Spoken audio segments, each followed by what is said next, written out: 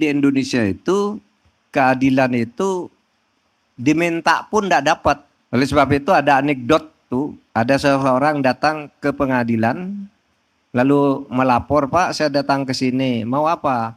"Mau minta keadilan." Dijawab oleh hakim tuh, "Bodoh kamu, keadilan itu dibeli." Kalau dalam setahun terakhir ini adalah kasus pemagaran laut di Tangerang. Itu kan jelas pelakunya ada, sertifikat palsunya ada, pengadilannya hanya kecil, kasus besarnya dinego. Sementara kalau ada kasus kecil dibesar-besarkan. Saudara jangan berpikir, oh polisi itu jahat. Bukan hanya polisi yang jahat, jaksa juga jahat. Oh jaksa dan polisi jahat, bukan hanya jaksa polisi jahat, hakim juga jahat. Itu kalau kita sekarang merasa cinta kepada Indonesia yang telah memberi berkah, menjadikan kita seperti kita sekarang ini, ya mari kita perjuangkan keadilan tanpa kenal henti. Tidak ketemu juga cari terus, karena manusia itu hidup terus, bergantian, berkembang, selalu ada orang tidak adil, selalu ada yang memperjuangkan keadilan. Dan itu yang harus kita jaga. Kalau enggak, Indonesia itu bisa bubar. Kan Pak Prabowo yang bilang bahwa Indonesia tahun 2030 akan bubar. Begini, saudara, saya sudah memberi saran ke UGM. Kalau UGM yakin bahwa ada ijazah Pak Jokowi, ya nyatakan saja bahwa menurut saya Pak Jokowi itu adalah orang bernama Jokowi itu mempunyai ijazah UGM. Titik. Ada nih datanya. Tapi apakah ijazah itu dipakai oleh Pak Jokowi itu atau Jokowi lain? UGM tidak tahu. Itu diurus di pengadilan saja.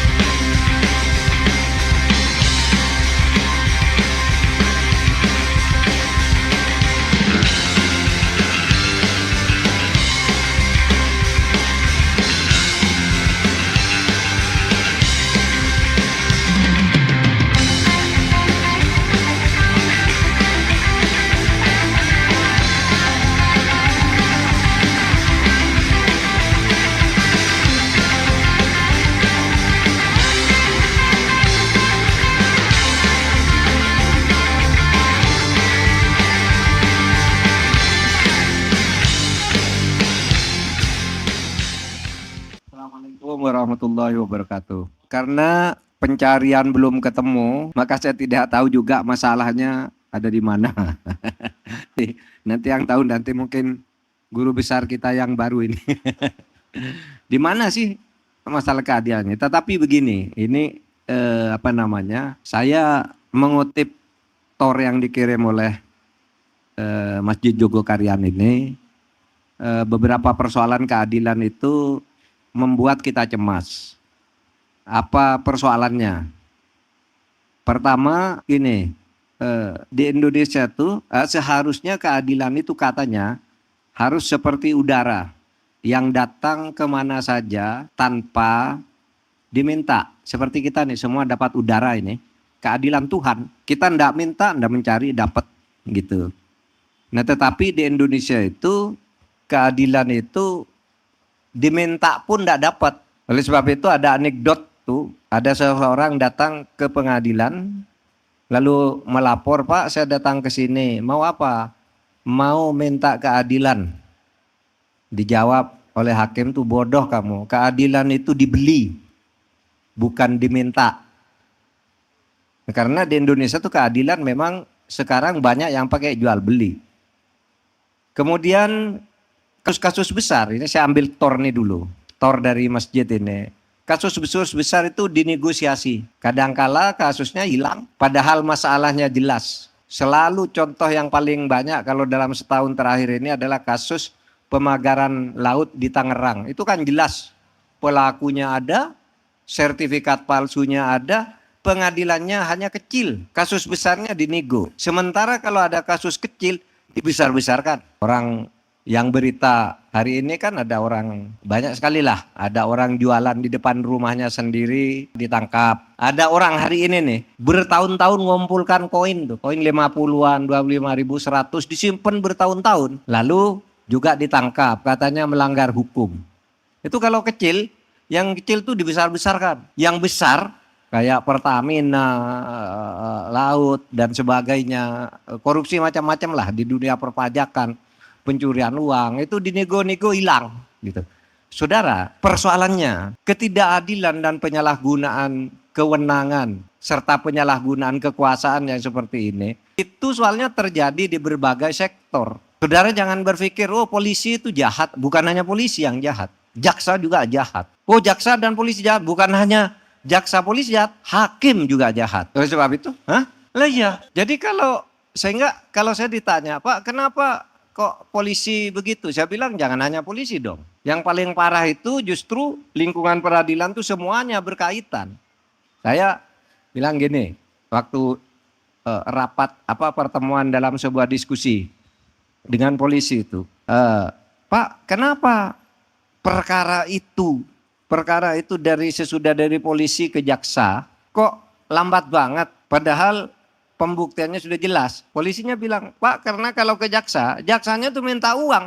Nah ini polisinya udah agak nakal, jaksanya juga minta bagian. Di pengadilan lagi, maka ada hakim-hakim yang ditangkap rame-rame itu. Nah oleh sebab itu saudara, kita mari harus terus cari keadilan ini kalau dalam kerangka kita ini cinta kepada tanah air. Karena seperti dikatakan tadi oleh Mas Sofwan Al-Banna gitu, Nabi itu dulu pernah mau menyatakan akan memotong tangan Fatimah. Jadi itu kan kisahnya Bani Mahzum. Anaknya tuh mencuri karena dia seorang aristokrat terkemuka di Madinah. Dia ngutus orang menemui Nabi. Apa? Tolonglah anak saya ini jangan dihukum dan jangan diumumkan bahwa dia mencuri. Anaknya ini perempuan, mencuri lah, suka mencuri barang kleptomania, suka curi barang gitu.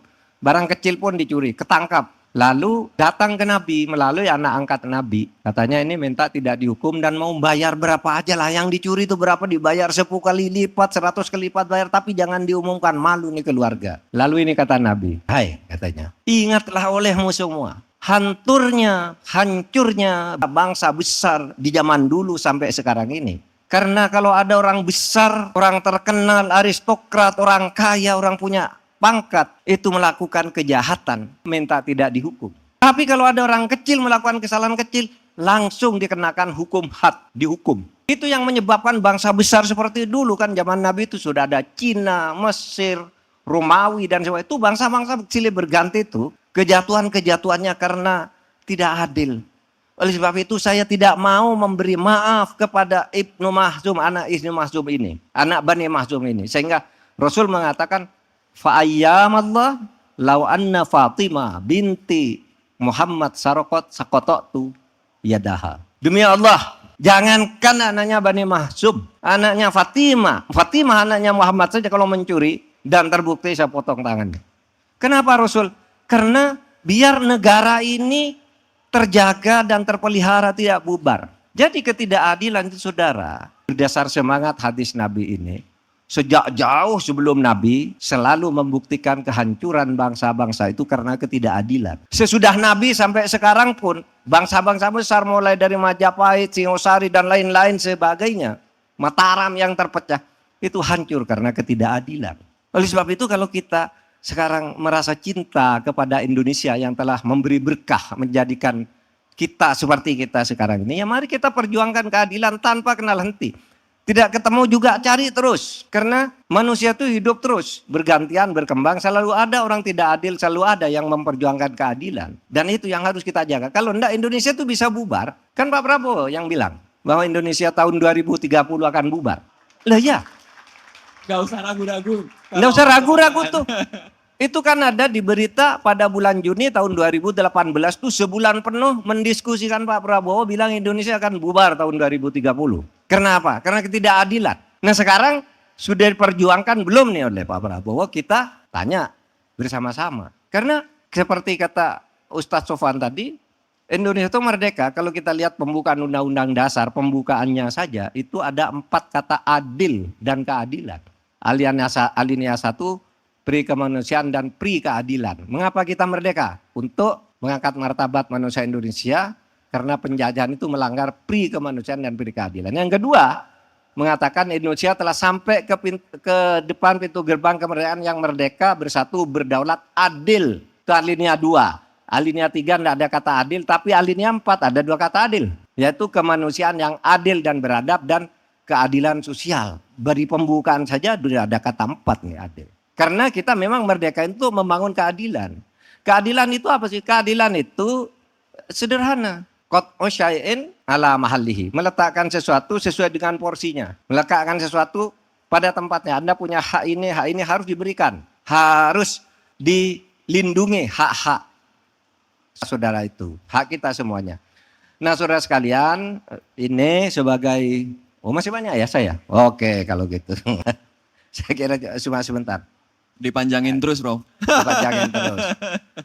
Nah, saudara sekalian, saya melihat sekarang ini perkembangan negara kita ini memang menghadapi hal-hal yang menurut saya cukup serius. Karena pertama begini, fungsi pengadilan yang sekarang ini. Saudara, sekarang ini mafia peradilan itu terjadi bukan semakin hilang. Coba seperti saya katakan tadi. Saya baru saja menerima laporan dari seorang ibu bernama Komang. Ibu Komang ini Chinese, punya kekayaan di Bekasi, tanah sebesar 2,5 hektar, itu diambil orang. Diambil orang karena tidak ditempati jauh gitu, diambil, sertifikatnya udah berubah. Sudah sertifikat berubah, dia disuruh ke pengadilan. Di pengadilan menang sampai kasasi.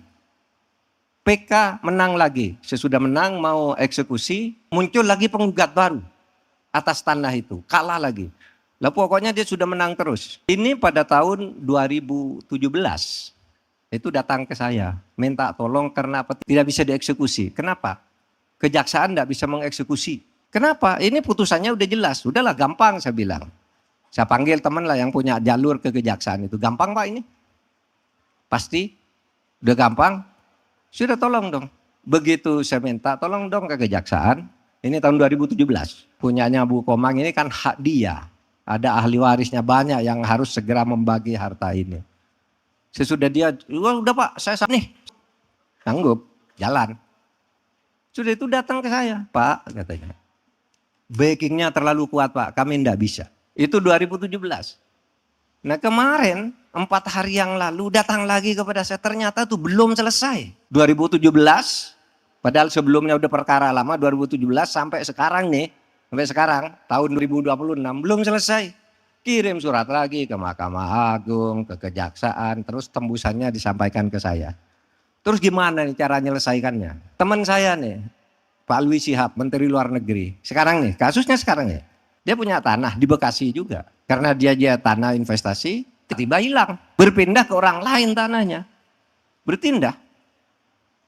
Tanya, Pak ini kan tanah saya. Ya udahlah, ke pengadilan. Nah sekarang tanah itu modelnya gitu. Tanah dicuri dulu, lalu disuruh ke pengadilan. Nanti hakimnya disogok, yang punya itu kalah. Hati-hati, saudara yang punya tanah itu sertifikat itu dicek. Sering-sering dicek, kadang-kadang tanpa Anda tahu tuh sudah pindah tanah dan ketika mau diambil itu disuruh pengadilan dan kalau sudah ke pengadilan kalah. Jangan kita yang orang kecil, itu Pak Yusuf Kalla itu tanahnya hilang. Mantan wakil presiden. Tanah enak dia punyai secara baik-baik lama, tiba-tiba sudah berubah ke pengembang. Ketika dia mau mengambil tanah disuruh ke pengadilan. Caranya gimana? Caranya disuruh menggugat masyarakat yang mengaku mengklaim tanah itu. Tanah itu disuruh klaim masyarakat, loh masyarakat itu dibayar oleh pengembang jahat. Gitu. Banyak, yang Pak Alwi juga begitu. Tanahnya diambil, sudah itu berkara ke pengadilan, menang. Mau eksekusi, ada gugatan lagi. Mau dieksekusi lagi, lalu apa? Diminta uang. Ini ceritanya. Pak Alwinya masih hidup, sekarang masih ngurus. Minta uang, minta berapa? Eksekusi. Ini kan sudah menang kok minta eksekusi, minta sekian miliar. Untuk eksekusi. Caranya gimana? Caranya petugas pembuat perintah eksekusi, operasional eksekusi itu kan di pengadilan negeri. Nah ketika dia minta eksekusi, yang menemui orang lain di sini ini tidak mau nemui. Ya ini minta uang. Akhirnya datang ke saya telepon Mahkamah Agung. Pak itu eksekusi tanah itu berapa? Cuma Paling 5 juta katanya, paling banyak. Loh ini kok diminta sekian miliar, wah sudah menghadap ke pengadilan. Lalu saya kasih nota, menghadap langsung ketua pengadilannya, langsung perintah eksekusi, nggak bayar.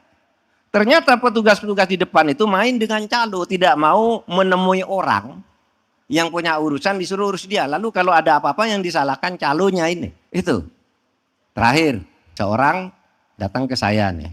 Sekarang nih sedang di Kejaksaan Agung sekarang. Dia menang perkara, terlibat dalam perdagangan kripto. Kemudian terjadi penyelewengan, lalu dia berperkara menang lah. Sesudah menang, keputusan pengadilan apa?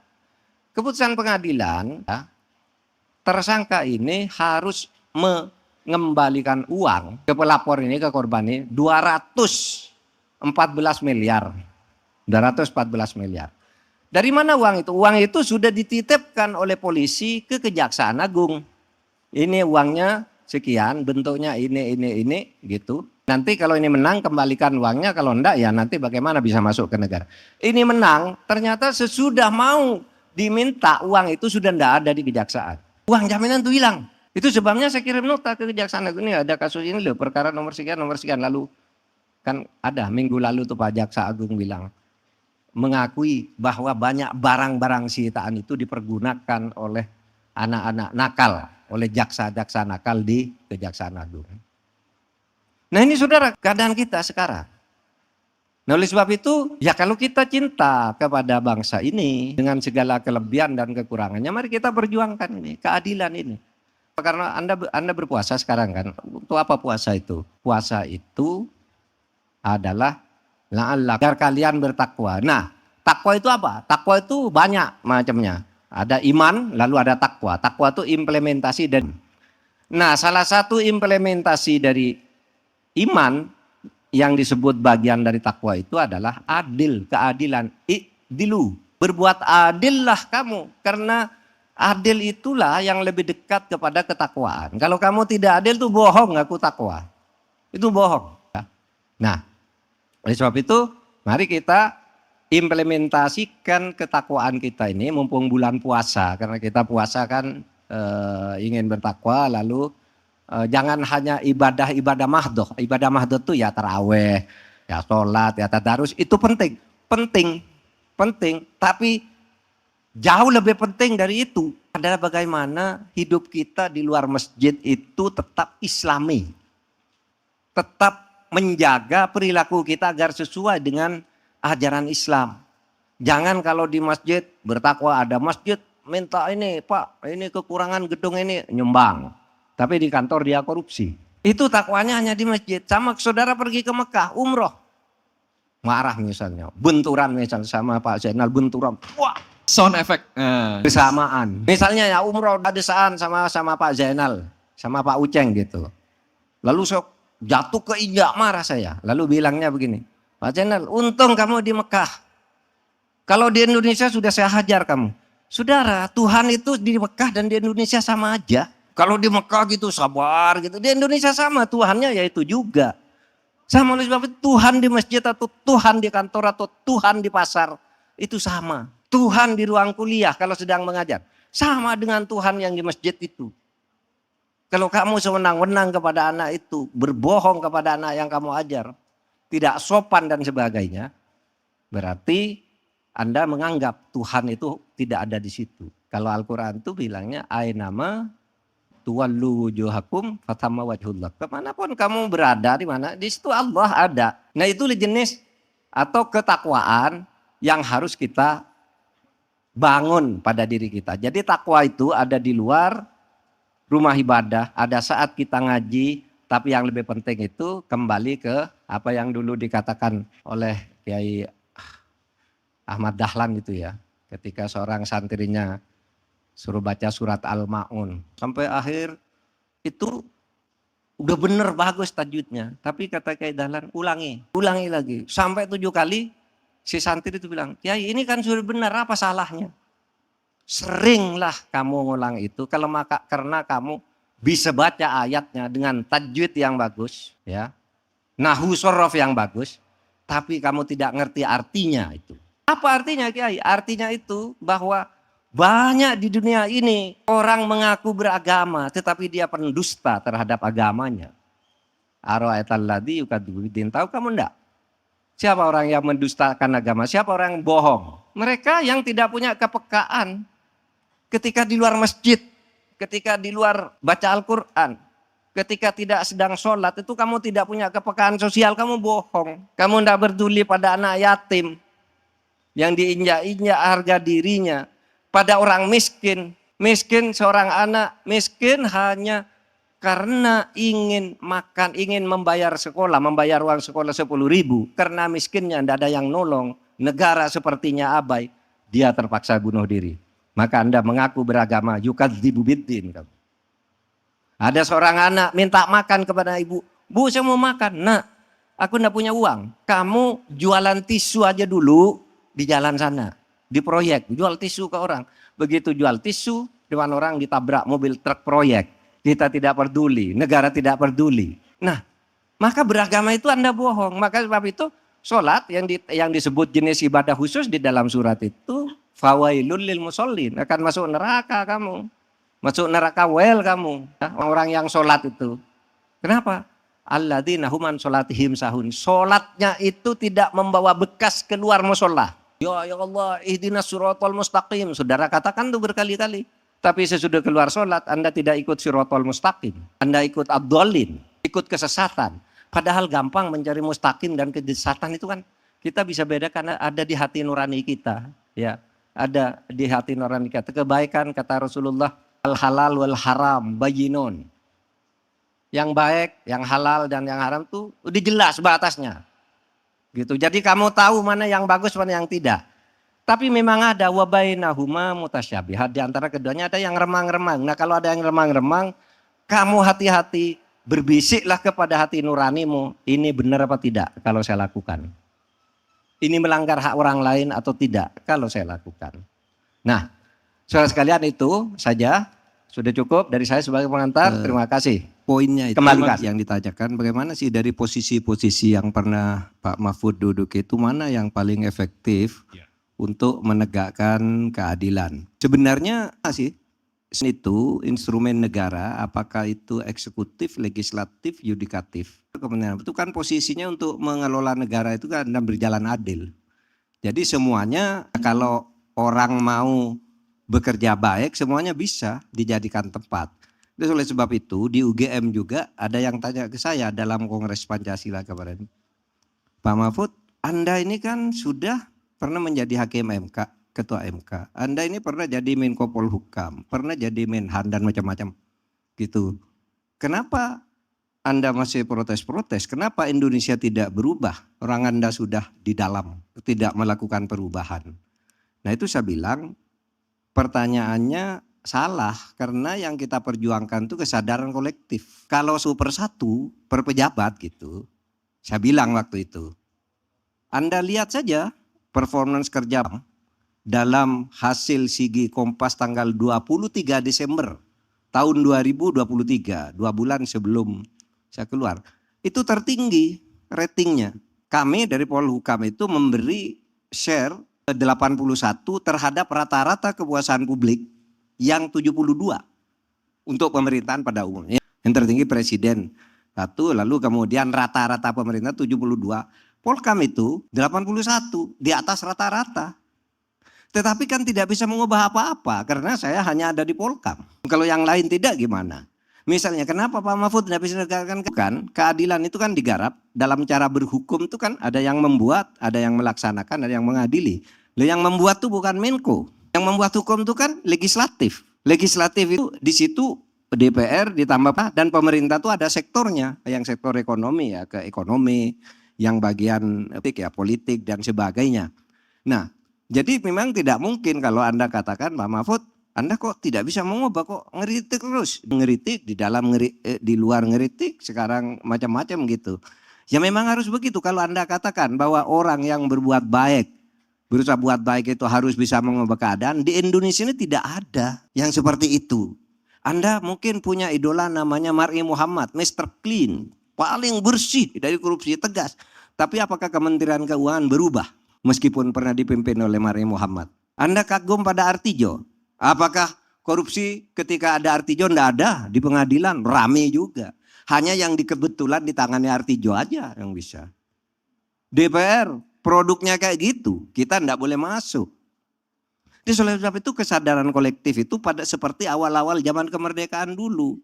Orang tuh menyadari bahwa ini milik bersama. Sekarang ini orang kan sendiri, mau cari keuntungan sendiri-sendiri. Kata Pak Zainal tadi, coba lihat tuh para kabinet tuh. Afiliasi perusahaannya kemana? Afiliasi usahanya kemana?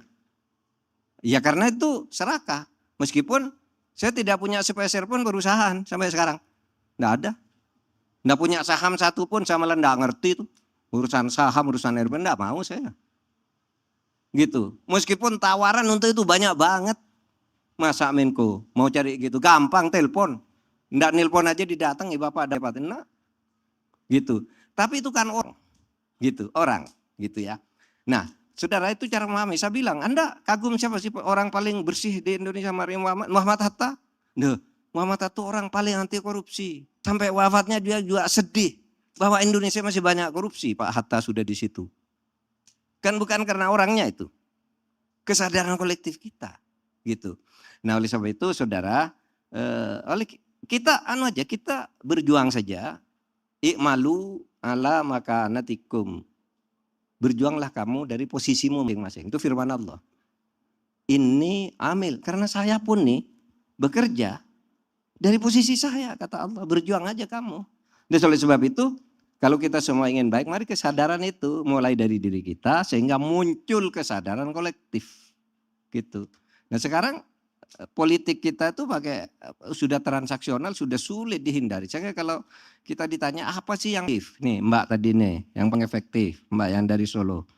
Apa yang paling efektif ya bisa kita lakukan? Apakah melalui cara-cara seperti ini atau cara seperti itu? Maunya kan, apa mau cara revolusi kan gitu? Kira-kira pilihannya meskipun tadi tidak disebutkan. Ya mungkin kalau mengatakan itu di sini kita ini, oh ya revolusi, makar dong. Gitu, dituduh makar. Wah itu mau menggulingkan pemerintah yang bisa ditangkap. Begini aja, kan perubahan mendasar di negeri ini atau di seluruh dunia itu selalu dimulai dari operasi sesar. Ketika rakyat sudah tidak berdaya, penguasa terlalu senang, gerakan itu muncul sendiri dan jatuh. Bung Karno, kurang hebat apa Bung Karno? Presiden seumur hidup. Pimpinan besar revolusi. Bagus pemerintahnya tapi di tahun 50-an mulai melenceng karena tidak kuat. Kanan kiri akhirnya macam. Jatuh juga Pak Harto. Betapa hebat Pak Harto. Dulu zaman Pak Harto berkuasa itu. Kalau saya duduk gini. Saya Pak Harto saya berdiam. Gitu. Ini ikut semua ke situ. Iya. Pak Harto bilang tanam lombok. Menteri-menteri pada beli lombok ke pasar. Begitu berkuasanya Pak Harto, tapi begitu terjadi itu alam mengatur Pak Harto sama semua apa ya akan terjadi perputaran-perputaran seperti itu, tetapi kita harus berani berkata gitu yang benar, harus berani berjihad. Jihad itu bukan berperang pakai pistol, pakai golok, ya itu salah satulah dari jihad itu. Seperti dulu kita berjihad kalau diserang. Tapi sebenarnya jihad itu jihad yang paling utama. Afdolul jihad qaulu haqqin inda imamin jair. Sebaik-baik kamu berjihad adalah kamu berkata benar, berani di depan pemimpin-pemimpin yang salah. Itu yang paling hebat. Kalau hanya mering-mering. Saya katakan ormas-ormas Islam ini sekarang apa kerjanya nih? Kumpul-kumpul cuma. Padahal dalilnya sudah jelas tuh. Ya, sumu inda wa aftiru inda ru'yati. Berpuasalah kamu lihat bulan dan berhari raya lihat bulan. Dalilnya itu. Kok bertengkar terus gitu. Nah, ya karena itu semuanya benar dari Allah semua. Melihat itu berpuasalah kamu saat melihat. Sumu bi ru'yati saat melihat bulan. Melihat itu kan bisa dengan ilmu, bisa melihat dengan mata. Muhammadiyah NU pakai matanya sudah tidak usah bertengkar. Ribut aja. Sama-sama benar. Bagi saya itu hari raya tanggal 1, tanggal 19 atau tanggal 18. Bagi saya itu hanya perbedaan antara sholat duhur jam 1 atau jam 2. Ya kenapa ribut? Kan cuma beda itu saja kan. Linknya banyak tuh. Range-nya itu kan banyak. Kenapa kita lihat? Nah persoalannya sekarang, reformasi Islam itu tidak mau bernahi mungkar. Tahu, saya perjuangan itu kan ada dua. Amar ma'ruf, memberi nasihatnya sampai, dan nahi mungkar, mencegah kemungkaran. Ini nahi mungkarnya ndak ada semuanya. Lalu dapat tambang gitu? Iya, nggak ada. Amar ma'ruf semua, ini bagus, harus begini. Yang salah didiemin, yang harus ngomong Pak Uceng. Diteror. Iya kan? Ulamanya diem coba. Mana coba saya ingin tahu. Mana ulama sekarang yang nahi mungkar? Ormas. Nggak ada. Yang banyak nahi mungkarnya itu malah podcast. Itu nahi mungkar tuh. Ormas mana saya ingin tahu. Apa nahi mungkarnya sekarang? NU, Muhammadiyah dan lain-lain. MUI. Nggak ada. Semuanya yang baik-baik. Kayak begini Pak. Pak ini salah. Mana bilang ngatakan gitu. Sehari ngatakan salah begitu dipanggil. Besok benar Bapak ini. Nahi mungkar tuh. Nggak ada nahi mungkar. Saudara. Terus oleh sebab itu. Harus imbang nih. Perjuangan itu ada sayapnya. Amar ma'ruf, nahi mungkar. Lalu uswatun hasanah, mau'idhah hasanah.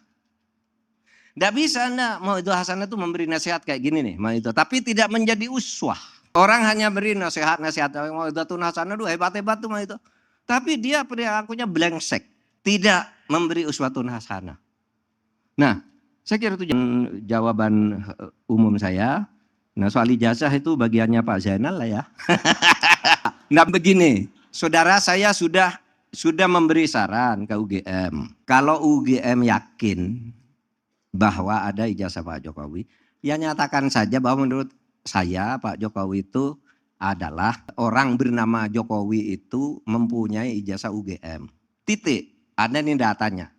Tapi apakah ijazah itu dipakai oleh Pak Jokowi itu atau Jokowi lain? UGM tidak tahu. Itu diurus di pengadilan saja. Iya kan? Kan bisa tidak tahu. Saya mengeluarkan ijazah gitu. Apa itu asli atau tidak kan tidak tahu. Sudah dikeluarkan. Biar pengadilan. Nah menurut saya pengadilan sekarang ini di tahap-tahap awalnya terus terang atas ijazah itu kacau. Nggak karuan. Tidak jelas juga. Tidak fair juga menurut saya.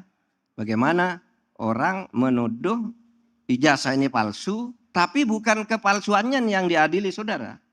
Ini berita bohong ini, membuat keonaran ini.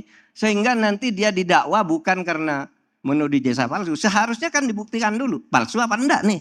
Palsu apa enggak, dibuktikan dulu. Tapi ini arahnya bahwa dia menyebarkan berita bohong. Karena tidak bukti bahwa ijazah palsu. Tidak ada bukti ijazah palsu. Nah itu kan buktinya mana? Buktikan dulu, hakim yang harus membuktikan. Nampaknya arahnya tidak ke sana. Arahnya menggunakan pasal lain, membuat berita bohong, pemalsuan dokumen, pelanggaran ITE karena mengubah gambar, macam-macam lah, menyebarkan apa gitu. Bukan asli atau tidaknya. Nah, menurut saya pengadilan kita yang dalam konteks ini juga bagian dari yang harus dipertanyakan. Ini arahnya kemana? Kok enggak ditutup aja sih kasus ini menurut saya. Enggak produktif sama sekali bagi bangsa kita ini. Pertama, jangan pernah lelah untuk terus mencintai Indonesia. Satu. Karena apa Indonesia ini berkah. Saudara saya ini generasi baby boomers. Lahir sebelum tahun 50, sebelum tahun 60.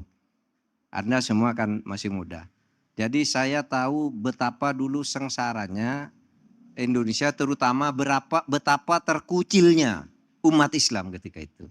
Tidak ada membayangkan dulu bahwa umat Islam itu bisa menjadi rektor, menjadi jenderal, menjadi menteri. Dulu tidak berbayang saudara.